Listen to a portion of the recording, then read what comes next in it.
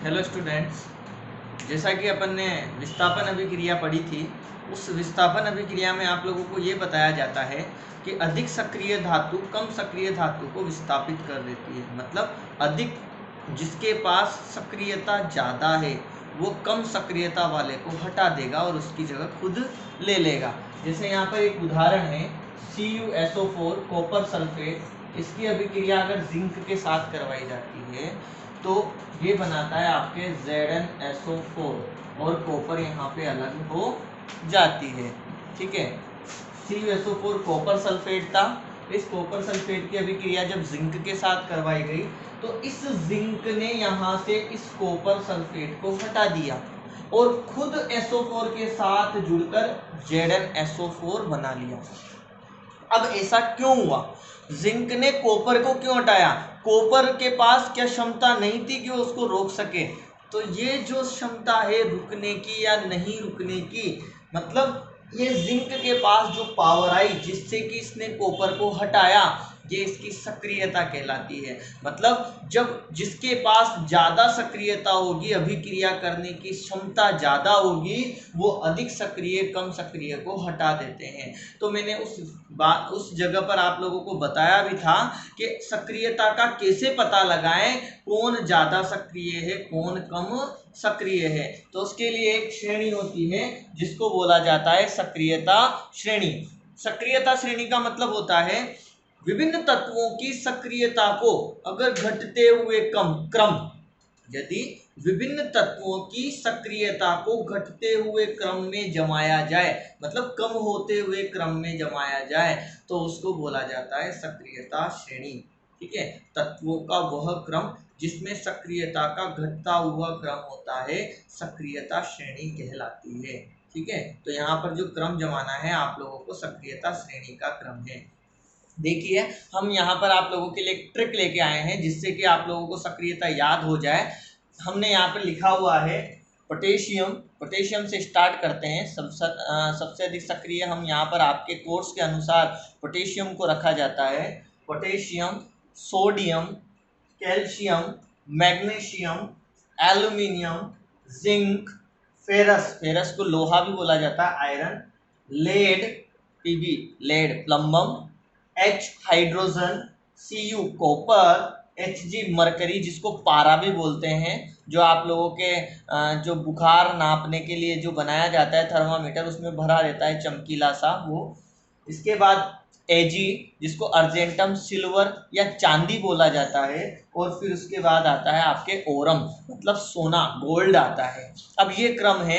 अब आप लोगों को ये क्रम घटता हुआ क्रम मैंने बताया है, मतलब सबसे ज़्यादा सक्रियता पोटेशियम की है इस श्रेणी में और सबसे कम है आप लोगों के ओरम मतलब गोल्ड की, सोने की। तो सबसे कम सोने की और सबसे ज़्यादा आप पोटेशियम की, ये तो आपको याद रह जाएगा। लेकिन जब इनमें से किसी को भी ऊपर नीचे दे दिया जाता है तो आप लोग कैसे इसको बताओगे? तो उसके लिए मैं आपको एक ट्रिक लाया हूँ, देखना। यहाँ पोटेशियम से स्टार्ट करते हैं। कैसे? कहो ना कार मांगे अलादीन, जब फरारी पास है क्यों मरकरी आगे आओ। आप लोग इसको याद कर सकते हो, छोटी सी लाइन है।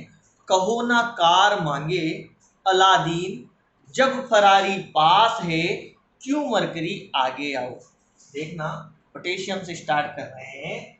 कहो ना कार मांगे अलादीन, जब फरारी पास है क्यों मरकरी आगे आओ। ये मैंने एक सक्रियता श्रेणी को एक ट्रिक दिया है जिससे कि आपको याद रखने में थोड़ी आसानी रहे।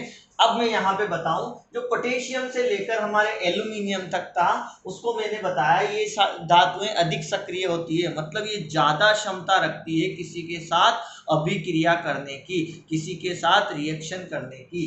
उसके बीच जिंक से लेकर या एल्यूमिनियम से लेकर और कॉपर तक की जो धातुएं होती है ये मध्य सक्रियता होती है, न तो ज़्यादा सक्रिय होती है न कम सक्रिय होती है।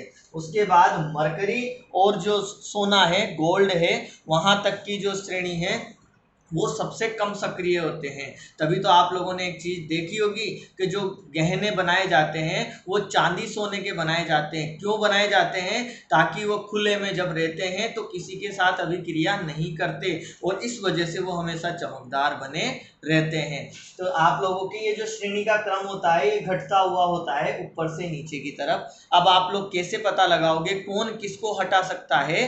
तो यहाँ पर आप लोगों को ये ध्यान रखना है, ऊपर वाला कोई भी नीचे वाले को हटा सकता है। जैसे हम यहाँ पर एल्यूमिनियम और जिंक की बात करें तो ऊपर कौन है?